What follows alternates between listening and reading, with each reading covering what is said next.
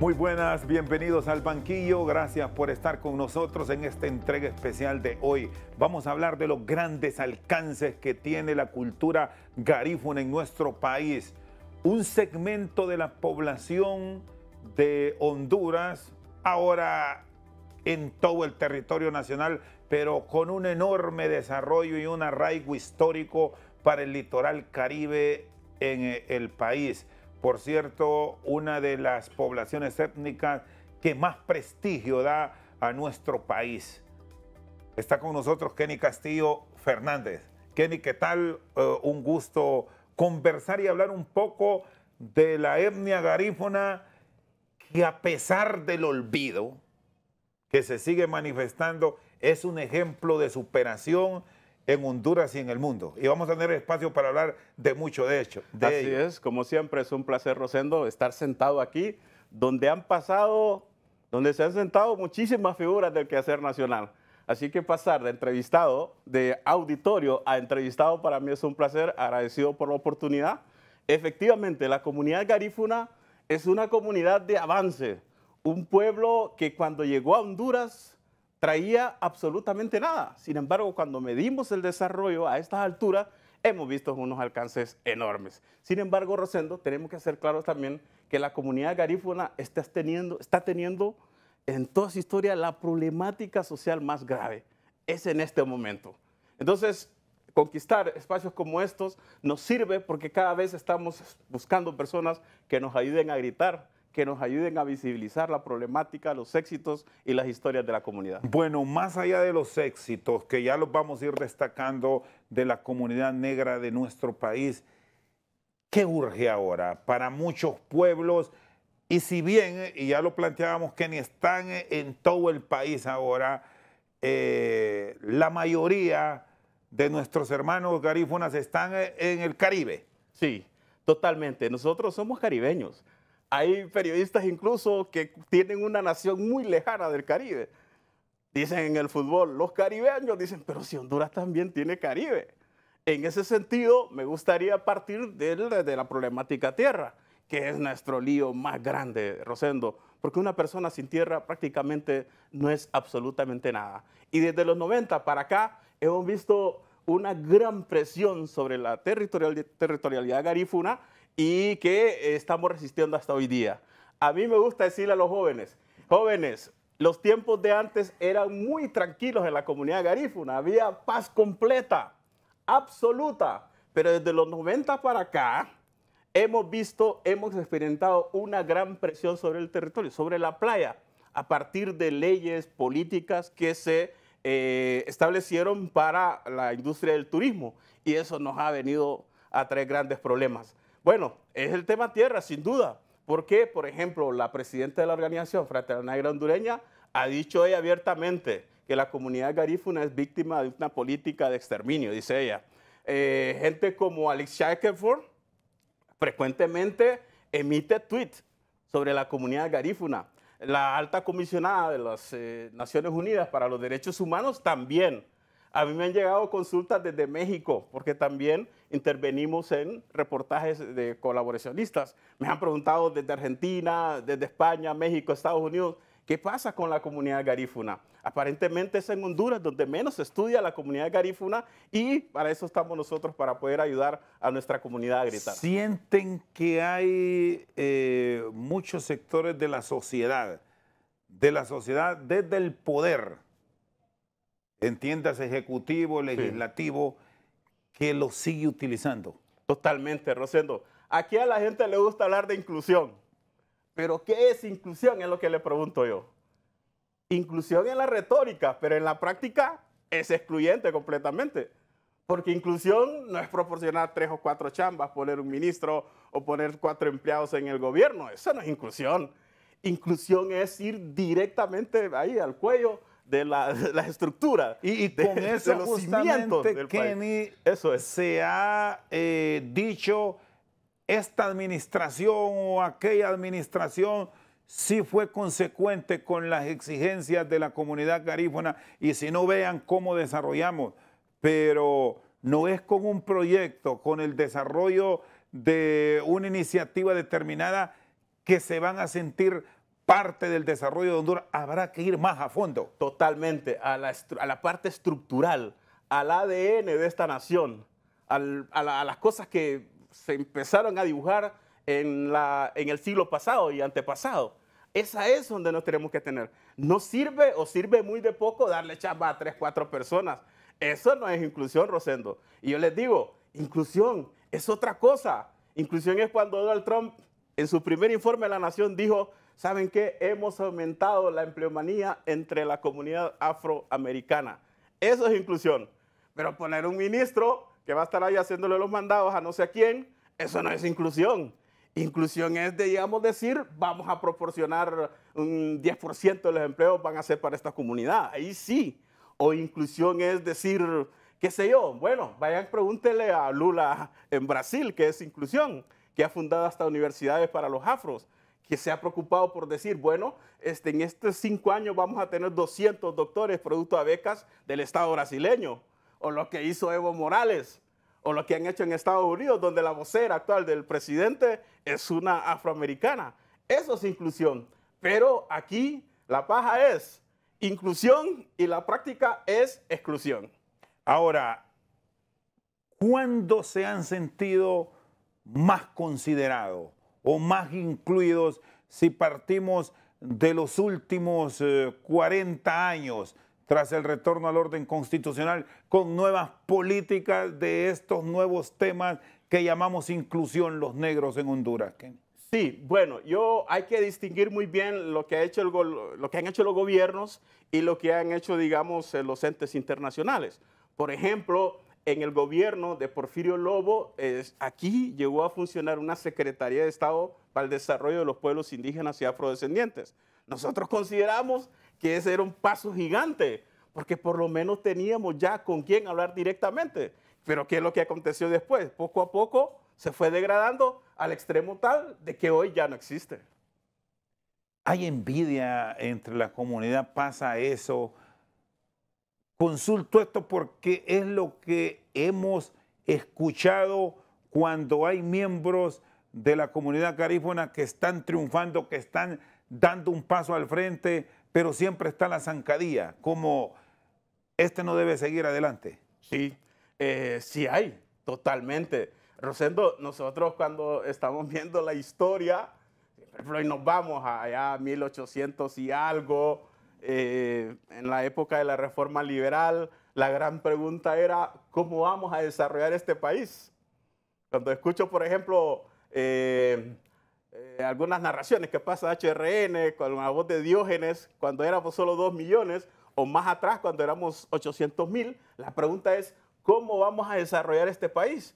Entonces, ¿qué decía Ramón Rosa? Bueno, hay que traer gente europea, hay que traer gente de Canadá, hay que traer gente de los Estados Unidos. Nadie estaba pensando en los indígenas y nadie estaba pensando en la comunidad garífuna y afrodescendiente del país. Bueno, desde 1928 ya tenían esa representación.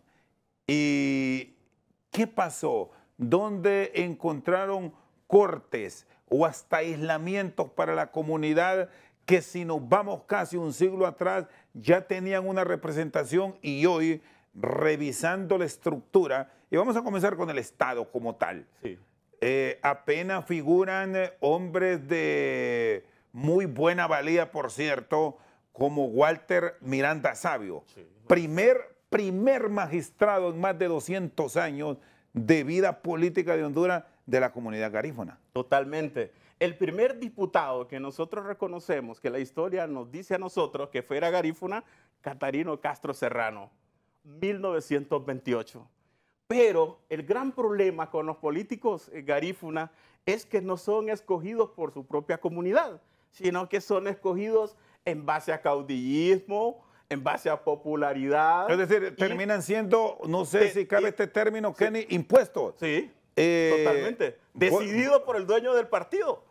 Entonces ellos van a responder a las líneas del partido. Eso nosotros lo entendemos. Por eso cuando nosotros criticamos a los diputados o a los políticos, nosotros ponemos en consideración esos aspectos.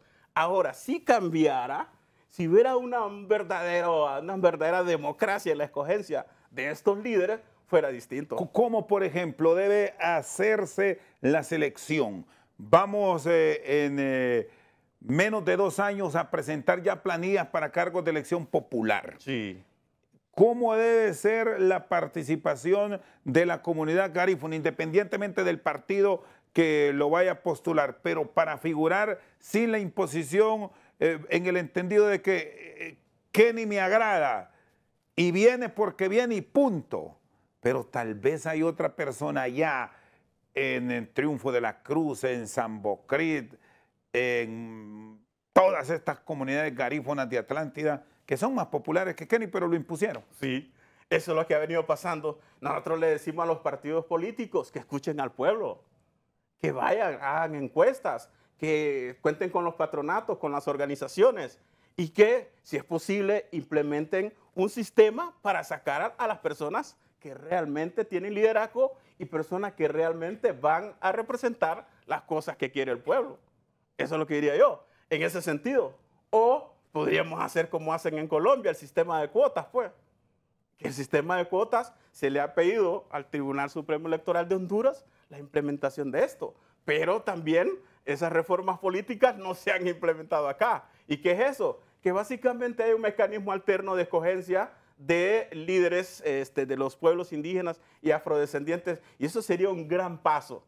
Es decir, fuera de los partidos políticos y fuera también de ese sistema general que nos pone en una sola, pero que al mismo tiempo ahí el dinero es el que manda. Bueno, aquí hay un elemento interesante, ya que menciona la ley de Colombia, Sí. donde tiene hoy el presidente Petro a su vicepresidenta, que es afrocolombiana. Sí. ¿Funcionan en realidad estos sistemas de cuota con una verdadera identidad o termina siendo más bien imposición? Porque hay que llevarlo y hay que llenar este cupo y punto, y ponemos al que nos agrada, quizás no el más popular, lo que planteábamos ahora. Sí. ¿No es mejor ganarse porque tenemos simpatía a esos cargos? Sí, puede ser. De cualquier manera, es de plantear alternativas. Aquí el gran inconveniente es que el Tribunal Superior Electoral de Honduras ni siquiera ha abordado este tema. Ni siquiera se ha preguntado si la democracia ha dado respuesta a indígenas y afrodescendientes. Y por ahí deberíamos de empezar. Ya esa alternativa que plantea me parece inteligente. Por ejemplo, ya sea el sistema de cuotas en las elecciones generales o hacerlo una etapa antes con las propias bases de la comunidad. Se pueden implementar. El problema es que ahorita no tenemos ni uno ni lo otro. Muy bien, Kenny Castillo, líder de la comunidad garífuna, compartiendo experiencias hoy aquí en Al Banquillo. Pausa, ya regresamos.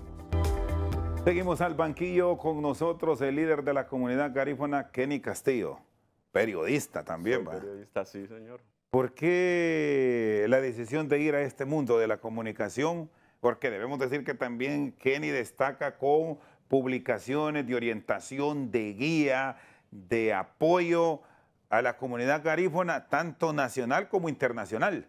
Sí, sí. Bueno, periodismo porque creo que heredé algo de mi padre que le gustaba también, solo que yo ya tuve la posibilidad de estudiar, él no. Yo desde siempre, desde mis 8 años, tuve claro siempre que quería ser un periodista y ya alcanzando pues mis edades de adolescente, 20, 30 años, ya más o menos me miraba como un actor importante para la denuncia, para la visibilización de la problemática social de la comunidad. Bueno, no futbolista frustrado, o también como un poquito, siempre va ese gusanito de una etnia, de una comunidad en nuestro país que ha aportado mucho al deporte. Ojo, no solo en el fútbol, quizás es lo que más visualizamos por el tema mediático, pero encontramos afrodescendientes que han brillado en la música, en el campo diplomático, en otras áreas de los deportes, ajedrez, baloncesto. Sí.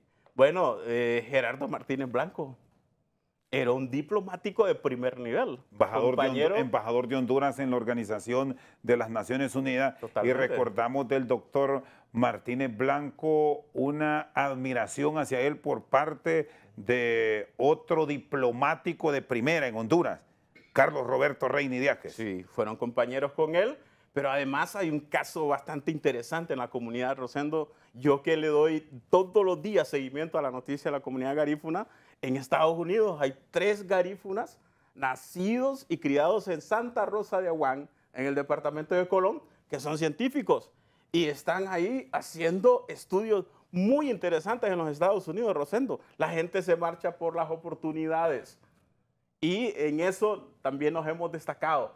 Grandes garífunas que han hecho aportes importantes y que están pues bregando, trabajando para, en este caso, los Estados Unidos. ¿Por qué están migrando los garífunas? Gran parte de la población de mucho talento, incluso en otras áreas que podemos citar como la ingeniería, la medicina, donde hay muchos doctores de la etnia garífuna, se están yendo de Honduras. Sí, se van porque no hay oportunidades. No hay oportunidades. El país no está suministrando la cantidad de oportunidades que el país necesita. Y nosotros, como personas culturalmente diferenciadas, nos cuesta más. Cosa que en otros países se ha avanzado. En Honduras no se ha avanzado. Por ejemplo, el tema de la discriminación todavía no se ha instalado aquí. La gente le gusta decir, no, en Honduras no hay discriminación. ¿Cómo no va a haber, señor? Si en todo el mundo hay discriminación. Entonces, ¿por qué en Honduras no? Quizás aquí no es tan visible sí, como lo hemos visto, por cierto, y en pleno siglo XXI, claro, en los últimos tiempos en España, por el tema del fútbol asociado ahí a insultos racistas a una figura mundial como Vinicius. Sí, sí, señor, yo lo vi. Pero de cualquier manera, Rosendo, yo lo que quiero enfatizar también es que desde 1802 la historia nos dice que la comunidad garífuna viene buscando otras oportunidades en los países de afuera. 1802 se trasladaron de aquí de Honduras para Guatemala, para Nicaragua y para Belice a buscar nuevas oportunidades. Este es un punto interesante, Kenny, porque Honduras fue la cuna. Sí. Esto hay que decirlo, Honduras fue la cuna, sí, llegaron a Punta Gorda, sí, provenientes de San Vicente y las Granadinas. Sí. Su desarrollo fue la isla de Roatán, sí, señor, luego Tierra Firme, y de aquí vino la expansión. Sí, después para los países centroamericanos, después para Estados Unidos, y ahí ya podemos diferenciar olas migratorias en diferentes etapas, como la que se produjo del 2009, 2014, que muchos la relacionan con el golpe de Estado y algunos fenómenos que acontecieron en el país y por lo cual la gente tuvo que emigrar. Pero lo que te quiero decir es que desde 1802 básicamente la gente emigra por lo mismo, Rosendo, por trabajo, son migrantes económicos desde 1802. Entonces para mí representa algo que hay que ver, hay que analizar qué está pasando desde 1802. Inclusive yo le digo a la gente que antes, cuando las playas estaban completamente tranquilas, en silencio, decía ahí, ¿quiénes viven en las playas del norte? Hay unos negritos por ahí, dice. Pero ahora, desde el 90 para acá, las playas se van a convertir en un gran problema. Y ese asunto, ese problema, no existía antes. Entonces ahora, en muchos casos, tenemos más problemas que antes. Sí, volvemos al inicio de la conversación. Este va a ser un problema que si las autoridades de gobierno, independientemente de quién tenga la responsabilidad de administrar el país, si no lo aborda con puntualidad, va a ser de mucho conflicto. La tenencia de tierra en muchos de estos sitios donde el mundo ya está viendo un polo de inversión fabuloso por aquellos los desarrollos turísticos y citando sitios maravillosos de comunidades preciosas en Honduras, sí, sobre todo con el perdón de los amigos del sur que siempre reclaman esto. Sí, es bonito el sur también. Lugares divinos, sí, en todo el Caribe de nuestro país. Totalmente, Rosendo, porque a partir de que Honduras adoptó esa reforma neoliberal, la playa se convierte en un producto. Ese problema no lo teníamos antes. Ya las playas, los políticos, militares, los grandes empresarios, todo el mundo quiere tener su pedazo porque va a usufructuar de ahí. ¿Y qué pasa con los garífunas? ¿Y cómo se puede encontrar, Kenny, un equilibrio, un entendimiento que también las comunidades, si son incluidas, si son consideradas como parte de, abran sus espacios? Porque también existió esa crítica que hay lugares donde son muy cerrados y no quieren, sí, que la comunidad no garífuna penetre. Sí, bueno, pero hay muchas cosas que se pueden hacer. Por ejemplo, por cada empresa, digamos que de una persona que no es de ahí, pongamos otra que sí es de ahí. Por ejemplo, capacitación al más alto nivel. Por ejemplo, empoderando a la comunidad. Por ejemplo, dando algún tipo de privilegio a las empresas que empleen garífuna. Hay un montón de cosas que se pueden hacer que no son novedosas. En varios países las han hecho, pero aquí no se ha podido abordar porque sinceramente queremos ver a la gente como objeto y no como sujeto. Siguen siendo utilizados, eso Sí. lo planteábamos. Ahí es donde reclaman la inclusión. Fíjate que Pero si vamos más allá y no es la asociación estrictamente de turismo, ¿en qué otras áreas requieren el sí para ustedes? Sí, por ejemplo, a mí me encantaría que la agricultura se cimentara de una manera fuerte en la comunidad garífuna.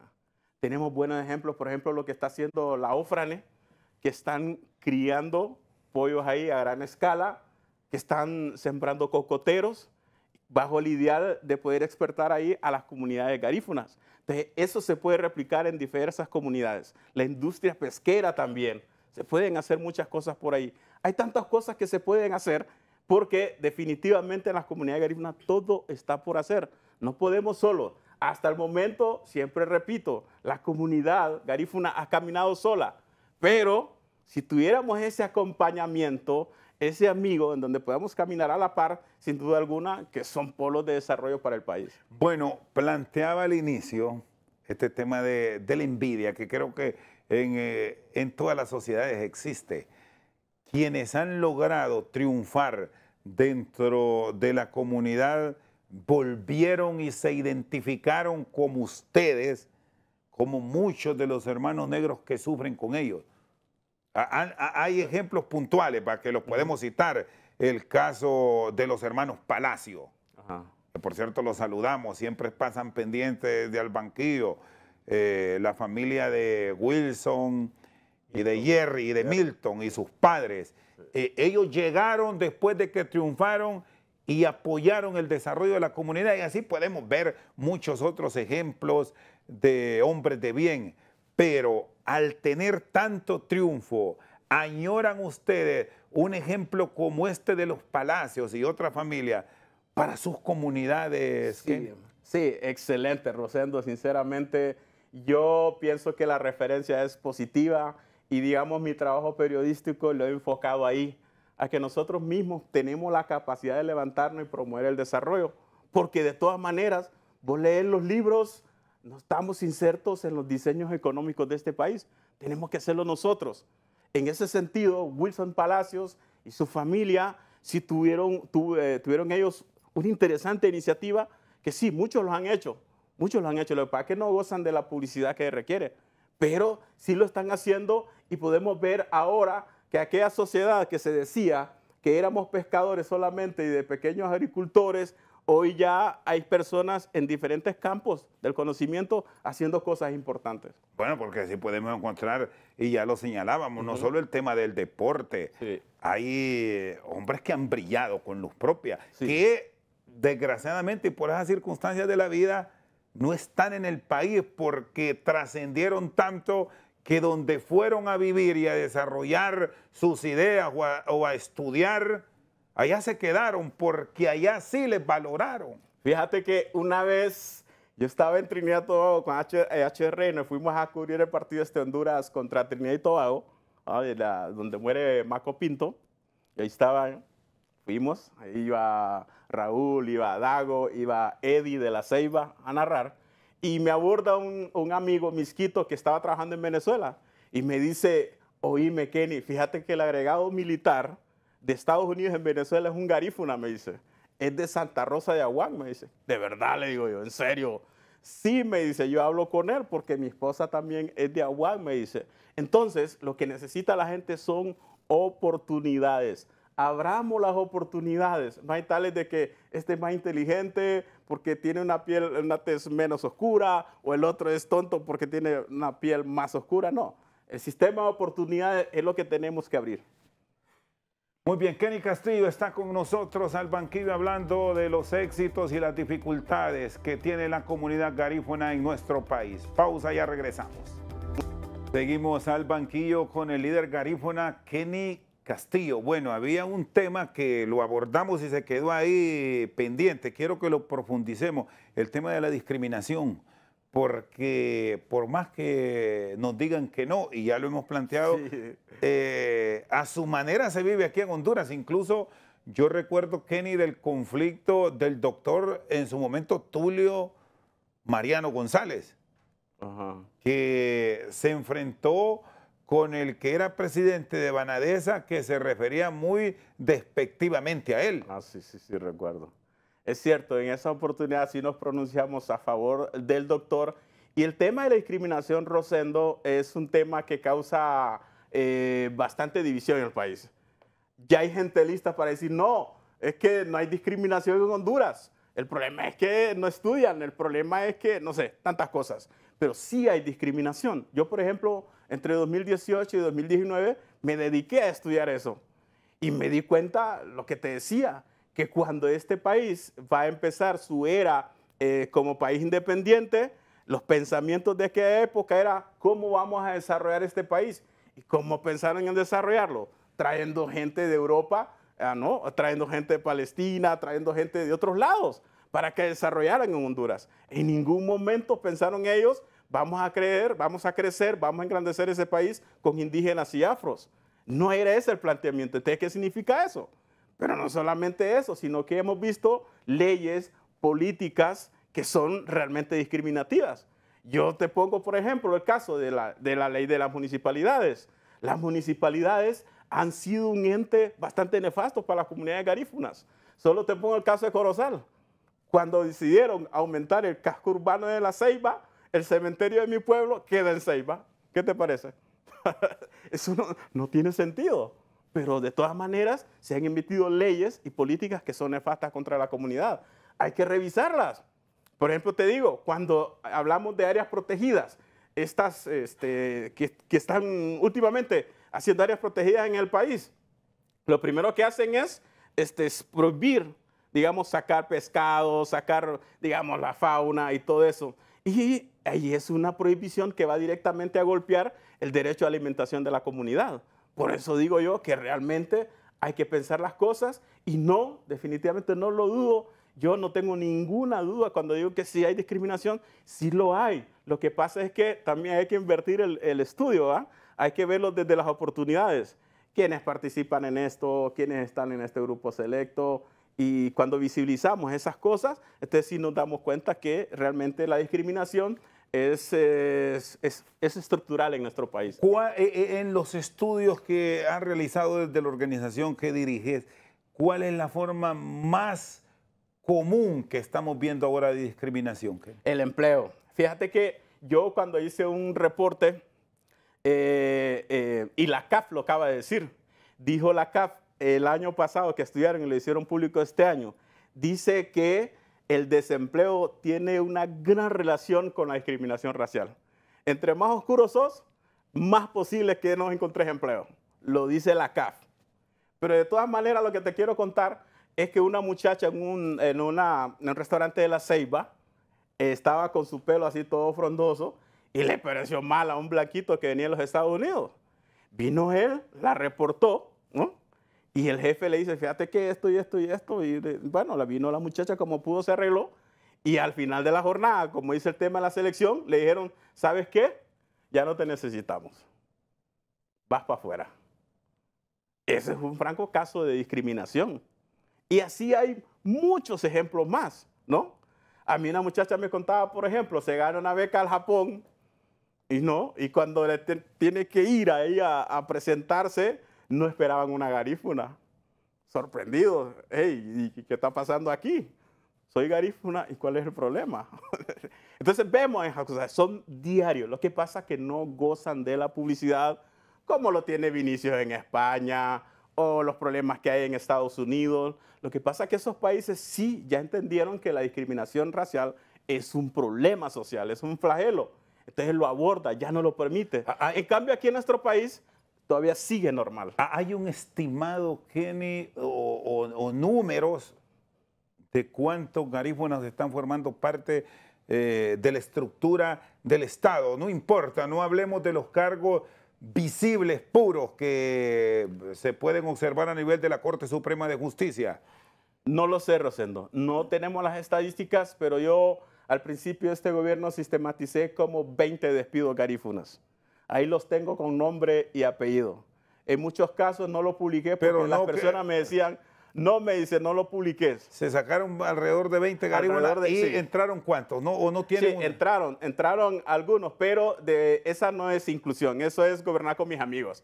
Y si no me gustas, te vas. Pero el tema de la discriminación es otro rollo. Porque aquí hay un elemento y lo queremos plantear a nuestros telespectadores, y es que vean ustedes, no tenemos un número puntual que hoy se los podamos compartir a ustedes en decirle, en Honduras hay 320,000 garífunas entre los que están en nuestro territorio y quienes migraron. No tienen una estadística pura. No. Y aquí ha fallado el INE. Sí, ha fallado el INE. De cualquier manera, el INE ha hecho sus intentos, pero han fracasado. Al grado tal que el último censo, que fue creo en el 2013, dice ahí que solo vemos 41,000 garífunas en el país. Es imposible. Una cantidad que me parece irrisoria. Y la gente la protesta. La protesta porque sencillamente de estos datos dependen muchas políticas públicas. ¿Y por qué? ¿Es que no fueron a la consulta o es otro elemento? Que la comunidad es muy celosa y cuando van y tocan la puerta no les gusta hablar. Interesante, sí. ¿Qué han establecido en eso, Kenny? Porque sabemos que hay desde personas que son extrovertidas, exacto, hasta personas que prefieren guardar sus reservas y son comportamientos personales que como tal al ser humano se le deben respetar. Totalmente, Rosendo, así es. Me parece que ese es un factor que hemos encontrado ahí también, pero también sacarlo de la comunidad, los empadronadores. También ellos fallan. Ese puede ser otro elemento. Que el que vaya a encuestar a Sampo sea un garífuna. Que el que vaya a Limón sea un garífuna. Que el que esté en Trujillo, o sea, para dar aquello de la identidad como tal. Sí, señor. Porque la gente conoce a la gente. En cambio, el empadronador llega y se le ocurre saltar esa pregunta, no la hace. Pero el que es garífuna sabe la importancia de esa pregunta. Encontramos de todo. Encontramos también personas a las cuales nunca llegaron a visitar. Nunca.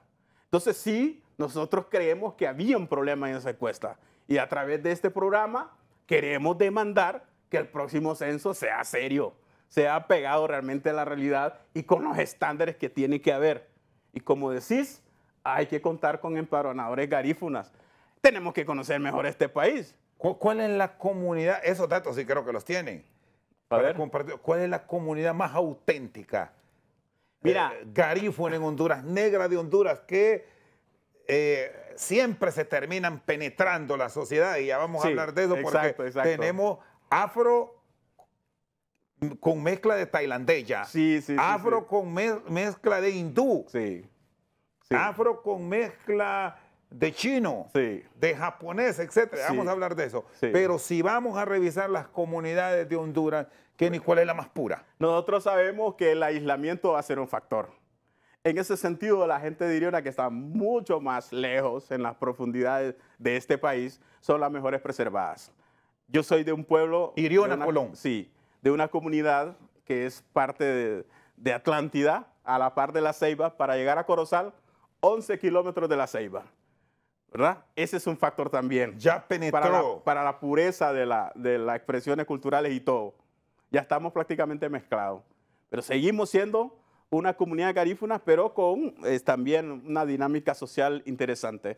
En cambio, entre más lejos están las comunidades, mejor preservadas están. Y en lo educativo, para preservar dentro de la cultura garífuna un elemento que es fundamental, su lengua, cómo están las comunidades, Kenny, porque este es otro factor que llama la atención, porque yo particularmente, que tengo una ascendencia ya lejana garífuna, pero la tengo, he encontrado muchos amigos, tengo muchas amistades afro, pero no hablan garífuna. Ya se quedaron con el español, e incluso hay hijos de garífunas puros que aprendieron el inglés. Sí. O tienen un dominio perfecto del inglés u otras lenguas, pero no del garífuna. Sí. ¿Qué pasa con la educación? Eso es muy interesante, Rosendo, porque las primeras migraciones, cuando los garífunas migraron a la ciudad, ellos primero le decían a los hijos, les interesaba el futuro de sus hijos. Entonces les decía, ellos mismos les decían en casa, habla bien el español porque vos no vas a vivir del garífuna. Ese es el sentido utilitario de la lengua. ¿Entendés? Para mucha gente en ese tiempo decían, la lengua garífuna es una lengua romántica, porque no te sirve más que para hablar, para charlar, pero para trabajar no te va a servir. Ese es un elemento importantísimo. Entonces ellos van a prácticamente cercenar el derecho a que uno tenía para expresarse en su propia lengua, cosas que no tuvimos nosotros los que nacimos y nos criamos en una comunidad, porque mi mamá siempre me habló garífuna. Entonces yo hablo muy bien el garífuna, pero los que se vinieron no. Es igual a cuando nosotros asumimos estos apellidos, que Castillo, que Fernández, que González, que Martínez, esos no son nuestros apellidos. Pero en la llegada acá a Honduras se va a dar ese choque y prácticamente para insertarse. ¿Cuáles eran los apellidos de principio de estabilidad en el país de ustedes? ¿Cuáles fueron? Bueno, hay mucha presencia francesa, ¿no? Por ejemplo, Huití, ahí sí que no vas a encontrar un ladino que sea Huití. Por ejemplo, Satuyé no lo vas a encontrar. El mismo Zambulano. O cuando bromean ustedes Casildo, ahí sí que no. Entonces son apellidos claramente que se preservan. Son apellidos, podemos decir, puros. Eso que en un blanco es imposible. Es difícil. Salvo estas mezclas que ya se han dado. Exacto. Esos apellidos sí venían en la lista. Hay listados. Es decir, aquí, Kenny, estamos claros que si encontramos en un ladino un apellido Huití, es que su búsqueda hacia atrás es garífuna. No hay para dónde. No hay problema, no hay para dónde. Ese apellido sí. Por cierto, me mencionaste Satuyé. Satuyé. Prácticamente está desaparecido. Sí. No sé. No, sí hay. Pero en Honduras es muy escaso el que hay. Sí, hay poquitos. Yo tengo amigos que son de apellido Satuyé. Ellos sí. Pero ya esos otros apellidos, bueno, en lo que nos venimos para acá. Ahora, por ejemplo, y fuimos bautizados. Algunos no fueron bautizados. Claramente, los que tienen esos apellidos así, poco españolizados, esos fueron bautizados. Porque, por ejemplo, yo tengo un apellido que es muy común en la comunidad garífuna. Sí, García, lo encontramos en abundancia. Sí, porque hubo momentos que el cura no preguntó cómo se llama. De un solo, ¿verdad? Y cuando salía la fe de bautizo, ahí está. Rosendo García. Estaba cachado. Bueno, perfecto. Sí. Hacemos pausa, Kenny. Ok. Pausa, ya seguimos aquí con este diálogo con el líder garífuna, Kenny Castillo. Seguimos al banquillo, Kenny Castillo con nosotros. Se está enseñando el garífuna en las escuelas propiamente de las comunidades. Hay docentes que están interesados en no perder ese arraigo que les identifica, Kenny. Sí, en Honduras existe lo que conocemos como la educación bilingüe intercultural, lo cual no gozábamos nosotros, los que estamos mayorcitos. Entonces, la idea es, primero eso, preservar la lengua, pero también vivir, conocer la idiosincrasia de la comunidad garífuna. Y ahí también debemos destacar que son muy escasos, pero los hay ladinos que hablan garífuna. Sí, y eso es de admirarlo. Sí, totalmente. Yo conozco casos. Sí. Saludo a Freddy Perdomo, colega nuestro. Ajá, sí. No, yo me crié a la par con una familia, más bien me corregían ellas. Muchísimos ladinos que llegaron a la comunidad garífuna son prácticamente, no son ladinos, son garífunas. Eso también. Entonces, es que realmente lo que va a predisponer tu futuro, tu destino, es donde naciste, es el contexto en el que te criaste. Si ellos se criaron en la comunidad garífuna, es lógico, son garífunas. Y toda la cultura la están logrando preservar, no la están perdiendo, incluso hasta el nexo que les ha permitido, creo que en un principio fue con los misquitos, que es donde se presenta la mayor hermandad. ¿Cómo están? Sí, hay bastante mezcla, hay bastante mestizaje. Somos una comunidad abierta, somos una comunidad dinámica, con muchas relaciones, pero también somos una comunidad fuerte culturalmente. Para los cálculos, muchísima gente... Rosendo, mira, aquí en el 81, ¿qué decía la gente? Cuando vino el SIDA, no dice, los garífunas van a desaparecer porque son promiscuos. Cuando vino el COVID también, no, que los garífunas, porque no pueden, pero somos una comunidad fuerte. Entonces, ha sido la fortaleza comunitaria la que nos ha hecho sobrevivir culturalmente. Y eso va a ser así por muchísimo tiempo. Por más que la UNESCO diga de que hay algunas lenguas que se van a perder en 50 años. En el caso de la lengua garífuna, yo no la veo, y mucho menos en la parte cultural. Por lo menos, no sé, ¿tienen un estimado, Kenny, en las investigaciones que han hecho ustedes en su fundación, cuántos afro mantiene su lengua? Bueno, lo que se dice es que casi el 80% de nosotros hablamos garífuna. Sobre todo el adulto. Sí.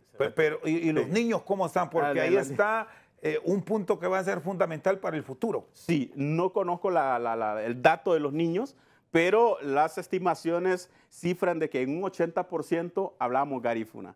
Es decir, que el 20% casi no lo va a hablar ni se va a expresar. Pero es un reto, pienso yo. La lengua garífuna es una lengua hermosa, Rosendo. Bueno, y aquí hay un elemento para los que tienen la dicha, porque lo han estudiado, de hablar otros idiomas. Sí. Cuando el ser humano, lo dicen estudios que ya los han certificado, desarrolla habilidades en el manejo de otros idiomas, otras lenguas, le va facilitando incluso el aprendizaje de otras lenguas. Por ejemplo, el español está relacionado en las lenguas romances. Sí. Pero el garífuna como tal tiene una asociación con el inglés, con el francés, con el creole. Sí. ¿Le genera esa facilidad? Sí, de hecho, hay mucho también, parecido incluso de palabras que son iguales. Sí, señor. En la comunidad garífuna, de hecho, hay mucha gente trilingüe o cuatrilingüe, digamos, porque el inglés prácticamente ya hay muchísima gente garífuna que habla inglés, pero sumémosle otra lengua como el francés, producto de esas olas migratorias en donde la gente se va incorporando y van aprendiendo más cosas. Nos parece interesante, creo yo, que deberíamos de hasta tenerlo como costumbre, aprender 3 o 4 idiomas. Sobre todo viendo los ejemplos de Europa, y aquí voy a ese elemento. Exacto. La diáspora hondureña en Estados Unidos de la comunidad garífuna es la mayor después de Honduras como tal, citando lo que pasa en departamentos como Atlántida y Colón. Sí, hay bastante, hay bastante. Uno de los datos que yo encontré por parte de organizaciones garífunas en Nueva York es que hay 200,000 garífunas en Nueva York. Pero, ¿verdad? Sí, no solamente hondureños, también garífuna beliceño, garífuna guatemalteco. De la región. Sí, de la región. Entonces, eso sin duda alguna es una fuerza ya, 200,000 personas, es una fuerza ya grandísima. Hace unos años un estudio reveló que en Nueva Orleans, por las olas migratorias de los 60, 70, llegaron a estar presentes hasta 15,000 hondureños de la etnia garífuna. Ojo, entre el que era nativo de Honduras y ya las ascendencias, muchas de ellas que incluso ya a este tiempo perdieron el español y quizás hasta el garífuna. Sí. Pero ahí están que si volvemos al inicio, si vemos hacia atrás, encontramos que su origen es Honduras. Sí, totalmente. Eso sobre todo a las relaciones que hubo entre Estados Unidos por el tema de las bananeras, ¿verdad?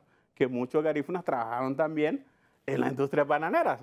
Entonces, a través vieron en Nueva Orleans su segunda opción de vida. Sí, ahí hubo un canal migratorio entre La Ceiba y Nueva Orleans que lo vemos todavía hoy en día. Bueno, es común ver en los carnavales, ¿verdad? La visita del hondureño estadounidense de Nueva Orleans a la Feria Isidra. Totalmente. Y nosotros así podríamos, digamos, revelar cuestiones así históricas, cuestiones así, anécdotas que realmente nos dicen a nosotros quiénes somos. Y yo le digo a la juventud, lo prioritario es conocernos primero para compartir nuestra historia, porque mira, Rosendo, en la comunidad garífuna hay muchas cosas por compartir. Nosotros somos gente muy buena, honesta, transparente, amistosa, alegre, trabajadora. Entonces, para nosotros en las casas garífunas no se enseña, digamos, a robar, no se enseñan a nada de esas cosas. Entonces sí hay cosas que nosotros podemos compartir con el mundo. Bueno, y un elemento que destacábamos y lo hablábamos antes con Kenny de entrar en detalles es cómo se ha ido dando ese mestizaje. Sí, el mestizaje es interesante. de hondureño garífuna con italiano, hondureño garífuna con japonés, Sí. con chino. Sí, sí, Hay muy sí. buenos ejemplos. Sí, mira, por ejemplo, Luis Ramos, el futbolista, reside en Hungría. Saludos para Luis Ramos. Sus hijos son garífuna húngaro, imagínate, ¿no? Yo conozco, por ejemplo, Samuel Norales, por ejemplo, ajedrecista hondureño. La esposa de él es taiwanesa. Ahí tenemos mezcla, ¿no? Garífuna con chino. Hay mucho, sobre todo en Belice, ¿no? Y así, tengo un amigo que no voy a decir, ese sí que no lo voy a mencionar, tiene un hijo en Bélgica, otro que tiene hijo en Alemania. Y eso también... Con alemana. Sí. Desde el punto de vista antropológico, habría que preguntarse qué va a pasar de aquí a 100 años con esas persistentes olas migratorias, qué va a pasar con nosotros. Pero hay un factor, Frank. Bueno, está el caso de Oscar David Suazo Velázquez, Sí, exacto. con una ciudadana italiana Sí, en señor. Cerdeña. Sí. Y es muy interesante ahí, porque una vez me preguntaron, entonces, ¿cuál es el vínculo ahí cuando no conocen el idioma, cuando crecieron allá? Y hay un vínculo ahí, la música, fíjate.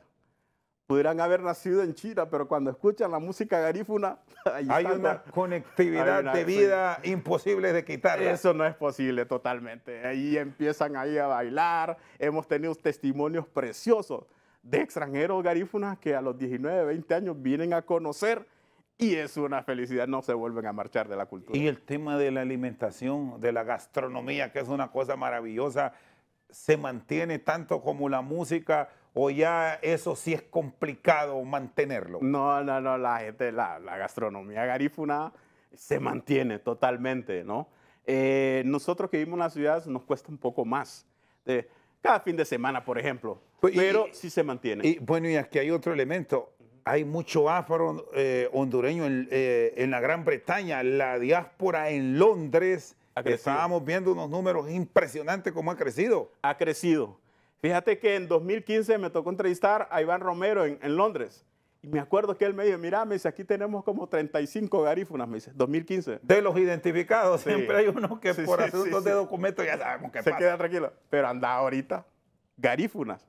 O sea, hay más de 100 completamente. De los identificados, Garífunas, insistimos sí. en eso, va. Sí, Porque totalmente. muchos otros de nuestros compatriotas, por las circunstancias de vida No y de pueden. país, llegan a diferentes países de la tierra donde les permiten el ingreso sin visa y allá se quedan. Ahora en la Gran Bretaña es complicado el ingreso a País de Gales, a Escocia, a Inglaterra, Irlanda del Norte, donde hay que llevar visa, si no... No entras, no entras. Y no únicamente Inglaterra, en el caso de España, también hay bastante garífuna en España, que son esos nuevos destinos migratorios. Después de que la cosa se puso difícil en los Estados Unidos, entonces los garífunas Europa. buscaron Europa, Inglaterra, España, Italia. Primero, digamos, España, por esos vínculos que hay con Honduras, pero en Italia también hay bastante, en Inglaterra hay bastante y ahora Francia. Kenny, gracias. Gracias a Bueno, no usted. podemos dejar de un lado la lengua que hemos hablado, un mensaje para la comunidad garífuna. Ok. Honsun garina gu omen bunigunda ni abia ya no musu luma abuti luma amuleyen weire rohana boy. Yo soy mayor que vos. Perfecto. Rosendo García abaugi shutilo. Adia. Tenkini bu log bogum bilanina ya no haug nanigu. Garina gu tilu dan lo fe garuni wagu. Wabaro gon sungu be. Buiti rabon be buiti goño buiti binafi. Eso en resumen en español es... No, que abramos los ojos y que para que avancemos y les dije que buenas tardes, buenas noches o buenos días según el horario, ¿verdad? Perfecto. Gracias, Kenny. Siempre todo el éxito del mundo. Kenny Castillo, dirigente de la comunidad garífuna con nosotros al banquillo. Por su sintonía, muchas gracias.